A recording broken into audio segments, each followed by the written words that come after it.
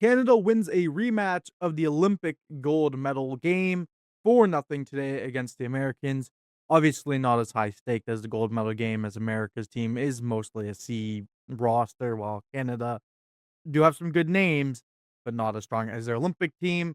But a huge win for Canada to book their spot in the semifinals today, where they'll either be playing Finland or Sweden, if I'm not mistaken, depending on how the Sweden Switzerland game goes. For the stats in this game, shots on goal were 38 to 34 in favor of Canada. Canada did score on the power play, which has been a weakness for them. Their power plays looked awful throughout most of the tournament, and they did get a goal today, but many chances and just looked sloppy during just overall. Penalty minutes were 33 to 8. US had more penalty minutes, obviously skewed in their favor with the Ryan Lindgren major and match penalty for the hit to the head on Evan Bouchard, which I agree with the call there. I do think he got his head, and there's no place for that in the sport. I like that the double IHF does have that rule where if it's basically a hit to the head, you're gone from the game. So major respects to protecting hockey players there with stuff like that, especially what we saw in the NHL playoffs and the Sens Hurricane series with Taylor Hall getting away with a hit to Sanderson's head. But we'll go over that now. Faceoffs were 60 to 40% in favor of Canada. So overall, a good game from Canada where they were the better team to start periods, but then the US would kind of bounce back in the later half of the periods and get some chances, especially the second half of the game. They were, I think, the better team, the Americans. Going over the goal scoring late in that first period with about 2 minutes or a minute and a half to go, I'd say. Macklin Celebrini scores from Mark Scheifele and Denton Matejchuk. Second period, about the halfway mark, Dylan Holloway scores once again from Mark Scheifele.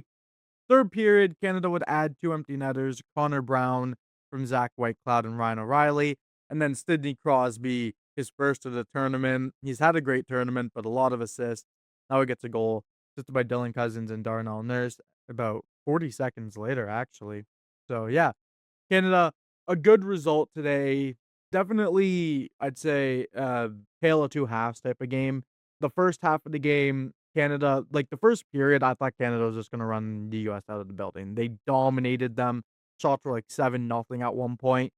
And then the Evan Bouchard hit happened. Canada struggled on that power play. After that power play, the US gained some momentum and looked good to end the period until they took another penalty and Celebrini finally scored a power play goal.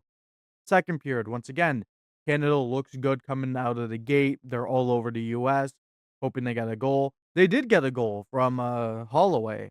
So Canada took a 2-0 lead, but the second half of that period, the US looked like the stronger team who had chances to come back and score and win in that game. From the Holloway goal on, that's how I felt the game was. The US were pressuring Canada. They're getting many good looks. Jet Greaves, though, had his best game of the tournament, an absolute stellar game from both goalies, honestly. Devin Cooley was a huge reason why this game wasn't 6 or 7 nothing Canada. But at the same time, Jet Greaves was the reason why Canada were able to get those two empty netters to win 4 nothing. It was an unbelievable performance from Jet Greaves. If there were any reservations on who should have been the starter earlier in the tournament, the one bad game from Talbot and just how Jet Greaves has really turned it on should show no doubts. I think Jet Greaves has a serious chance of being the future of Canada's goaltending. There's a few other names in there, but won't go over them now, especially considering the controversy around one of them. Jet Greaves has done a good enough job to fully put himself as Canada's future number one. So yeah, Canada looked good. I mean, when thinking of lines who really stood out today, I'd say the Celebrini line was the one that really stood out to me. Celebrini had a lot of chances. I think Crosby had a few chances. Dylan Cousins, especially since being put on that line, has been a workhorse. The Connor Brown line as well, with him, Minton, and then either Finney or Martone like changing in. I thought that line was as well had a pretty good game. Other than that, I mean, the Shifley had a few looks, but wasn't noticeably out there dominating with his line. Same as the Tavares O'Reilly line. I don't think were that great. I think it was really the first and fourth line who were leading the push today. For the US, Matthew Olivier had a good game. Matt Coronado had a nice couple chances where he could have probably should have scored. Obviously, Matthew Tkachuk had his input all over the game, as he usually does, but not much outside of that. I will say this: I did like Denton Mateychuk when he kinda took Evan Bouchard's role once Evan Bouchard was knocked out of the game. I thought Denton Mateychuk had a really strong game, probably his strongest of the tournament, and yeah, Canada, a really good result. You can see player of the games were both goalies. I 100% agree with that. Jet Greaves, once again. If this is how Jet Greaves were to play for Columbus, he could be in Vezina talks one day. Like, it's not crazy to say. He was so good today for Canada. Is this how he'll play every game? No, but if this is the Jet Greaves the Blue Jackets get, they could be a team who fights for a playoff spot next year in the East.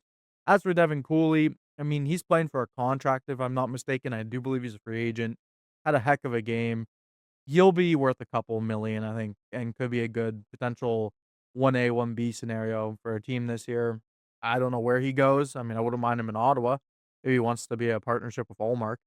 But yeah, he had a fantastic game, really kept the US in it, and both players of the game being the goalies are not mistaken. So Canada, their next game is on Saturday, either playing Finland or Sweden. I think if we're playing Sweden, will probably be the 2:20 game because again, more prime time for Canada. It's the weekend. Not many people are working, and they'll probably want to watch the game at 2:20 because it allows everyone in the country to watch.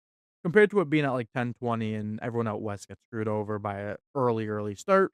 If we are playing Finland in the semifinals, there's no way in hell we're getting a 2:20 game because it'll be reserved for Switzerland versus Norway or Latvia. I will say I'm sorry that I didn't get a group stage review out. I will have a full tournament review once the tournament is done on Sunday. I think it'll come out probably Monday or Tuesday. But yeah, Canada, huge 4-0 win. We're on to the semifinals, 8 straight wins. I'm Owen from Owen Talk Sports.